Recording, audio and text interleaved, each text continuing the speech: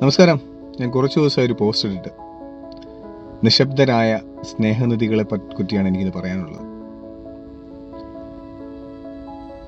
ഇന്ന് നമുക്കിടയിൽ ജീവിക്കുന്ന വളരെ വ്യത്യസ്തമായ ഒരു കൂട്ടം ആളുകളെ കുറിച്ചാണ് പറയുന്നത്.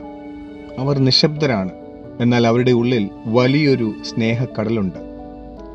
പലപ്പോഴും നമ്മൾ അവരെ തിരിച്ചറിയാതെ പോകുന്നു. എല്ലാ ദിവസവും നിങ്ങളെ വിളിച്ചുകൊണ്ടിരിക്കുന്ന ഒരാൾ പെട്ടെന്നൊരു ദിവസം ആ വിളി നിർത്തുന്നു. നിങ്ങൾ ശ്രദ്ധിച്ചിട്ടുണ്ടോ?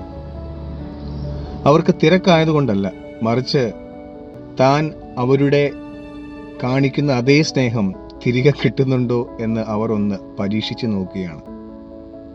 തന്നെ ആരെങ്കിലും ഓർക്കുന്നുണ്ടോ എന്ന് അറിയാനുള്ള ഒരു നിശബ്ദമായ കാത്തിരിപ്പാണത്. ഇന്നത്തെ കാലത്ത് വാട്സപ്പ് ഗ്രൂപ്പുകളിലും അല്ലെ മറ്റു മെസ്സേജ് ഗ്രൂപ്പുകളിലും സജീവമല്ലാത്തല്ലെങ്കിൽ പെട്ടെന്ന് ഒരു ദിവസം സജീവമായിട്ടൊരു ദിവസം പെട്ടെന്ന് ആ ഗ്രൂപ്പിൽ നിന്ന് പുറത്തു പോകുന്ന ചിലരുണ്ട്. അവരെ നമ്മൾ അഹങ്കാരികൾ എന്നോ ഒറ്റപ്പെട്ടവർ എന്നോ വിചാരിച്ചേക്കാം. എന്നാൽ സത്യം അതല്ല. ഗ്രൂപ്പിലെ ബഹളങ്ങളെക്കാൾ വ്യക്തിപരമായ ബന്ധങ്ങൾക്ക് വില നൽകുന്നവരാണവർ. എല്ലാവരും കാണുന്ന രീതിയിലുള്ള മെസ്സേജുകളെക്കാൾ തന്നെ ആരെങ്കിലും വ്യക്തിപരമായി വിളിക്കുമെന്ന്, വിശേഷങ്ങൾ അന്വേഷിക്കുമെന്ന് അവർ ആഗ്രഹിക്കുന്നു. ലോകത്തിൻ്റെ വലിയ ബഹളങ്ങളിൽ താൻ എവിടെയോ നഷ്ടപ്പെട്ടു പോകുന്നു എന്ന തോന്നലായിരിക്കും അവരെ ഗ്രൂപ്പുകളിൽ നിന്ന് അകറ്റുന്നത്. ആ ഒരു വികാരം നമ്മൾ മനസ്സിലാക്കണം. ഈ പറയുന്ന ആളുകൾ എല്ലാ ദിവസവും എല്ലാവരോടും സംസാരിക്കണമെന്നില്ല. എന്നാൽ അവർ സംസാരിക്കുമ്പോൾ അത് ഹൃദയത്തിൽ നിന്ന് തൊട്ടുള്ളതാണ് എന്ന് അവർ നിർബന്ധം പിടിക്കുന്നു.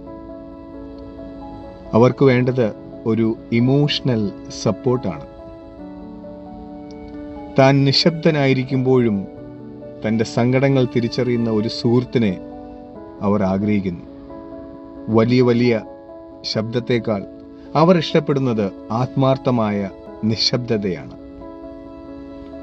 സുഹൃത്തുക്കളെ, ഇങ്ങനെയുള്ള ആളുകളെ നമ്മൾ കണ്ടെത്തണം.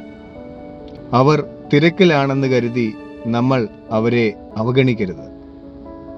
നമ്മുടെ ഫോൺ ലിസ്റ്റിൽ ഇപ്പോൾ നിശബ്ദമായിരിക്കുന്ന ഒരു സുഹൃത്തിന് ഒരു കോൾ ചെയ്യുക. ഒരു മെസ്സേജ് അയക്കുന്നതിനേക്കാൾ അവരുടെ ശബ്ദം നേരിട്ട് കേൾക്കാൻ ശ്രമിക്കുക.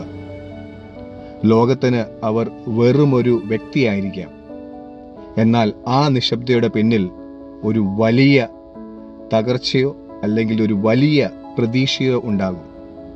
അവരെ ചേർത്ത് പിടിക്കുക, അവർക്ക് വേണ്ടി പിന്തുണ നൽകുക.